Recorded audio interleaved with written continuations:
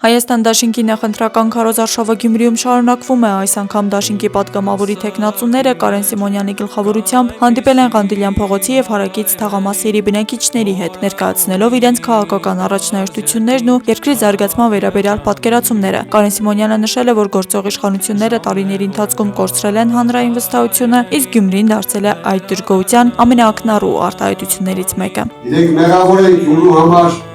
ոչ թե որ իրենք չեն իշխանությունը, այլ որ 8 տարվա մեջ որևիցե աչքի գնող ծրագիր չեն իրագործել։ Միևնույն ժամանակ Սիմոնյանը քննադատել է այն տեսակետը, թե ընդդիմադիր ուժերը փորձում են խլել իշխանությունը, ընդգծելով, որ իշխանության ձևավորումը պետք է տեղի ունենա բացառապես ժողովրդի քվեի միջոցով։ Թե ժողովրդի տված քվեով ընդդիմությունը կարող է միավորվել տվյալ ընտրահամակարգում եւ իշխանություն ձևավորել, դրան անվանել խլել, ես այդպիսի աբսուրդ չեմ պատկերացնում։ Ռոբերտ Քոչարյանի գլխավորած թիմի ներկայացուցիչների համոզմամբ Հայաստանի ներքաղաքական կյանքի հիմնական խնդիրներից մեկը հասարակության բաժանումն ու պառակտումն է։ Իրենք ասում են մարտի 1 եւ հոկտեմբերի 27։ Ես ու դու ուզում ենք, չէ՞ որ բացահայտվի։ 8 տարի իշխանության է։ Իրենք եկել են իշխանության այն լոզունգով, որ այս օլիգարխիան է քանդում Հայաստանը։ Անուններ էին հնչեցնում, հա, օդիոս հայտարարություններ էին անում։ Հիմա այդ բոլոր օլիգարխները իրենց են պաշտպանում։ Հիմա նախկինը մենք ենք, թե իրենք են։ Այդ որ ասում են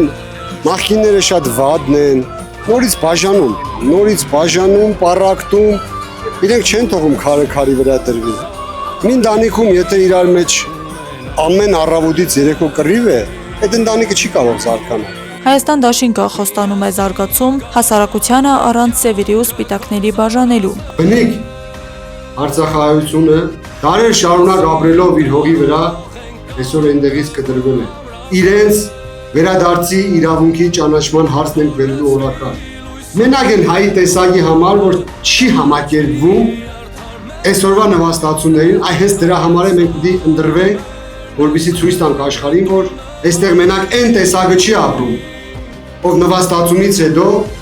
պատրաստ է ժպտերես դիմավորել թշնամուն։ Անվճար կրթության ապահովում, գյուղատնտեսության ոլորտի կառավարման վերականգնում, հողագործությունից մինչև ծառայությունների ոլորտ, ստաժավորման ծրագրերի ներդրում եւ այլն սրանք այն ուղղություններից են, որոնք դաշինքի ներկայացուցիչները ներկայացրել են քաղաքացիների հետ հանդիպման ընթացքում պատասխանելով վերջիններից հարցերին։ Երկրորդ նախագահի գլխավորած ուժի թեկնածուները հատկապես շեշտադրել են ազգային անվտանգության եւ արտաքին քաղաքականության թեմաները։ Սա մեր վերջի կրիվն է։ Սրանից հետո կամ մենք ենք լինելու կամ իրակ։ Որոշումը մերն է, որոշումը ձերն է։ 26-ին մերժում ենք 16-ին եւ ամսի 7-ին ընտրում ենք համար 17-ին։ Միասին կարող են կարգախոսով հանդես եկող Հայաստան դաշինքի ներկայացուցիչները հանդիպման ավարտին քաղաքացիներին հորդորել են ակտիվ մասնակցել ընտրություններին եւ ընտրատեղամասերում քվեարկել համար 17 քվեաթերթիկի օգտին։